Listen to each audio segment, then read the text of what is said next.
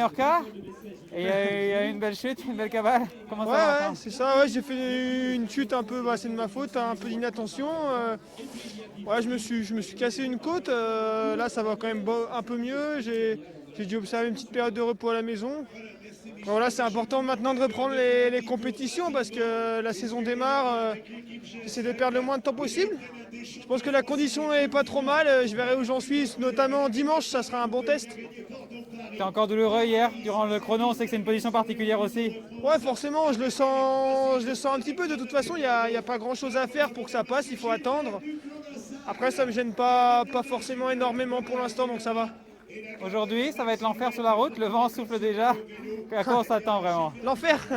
Non, c'est sûr que ça va être une étape compliquée. Il va falloir être vigilant. Il va y avoir du vent. Je pense que c'est pratiquement sûr que ça va casser à un moment donné. Donc voilà, faudra courir juste, être présent à l'avant. La course va être un peu spéciale. Il y a beaucoup d'équipes qui sont pas 7. Beaucoup d'équipes qui sont 5, 6 coureurs, donc ouais, faudrait être intelligent, beaucoup de placements et ça va être nerveux, c'est sûr. Du coup, on va protéger Andrea Vendrame pour un possible sprint en groupe réduit, c'est le plan? Vu que vous êtes encore convalescent?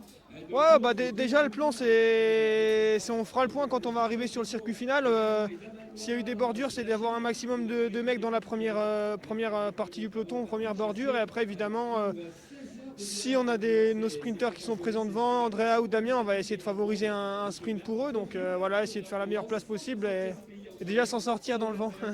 Merci beaucoup, bonne chance, courage.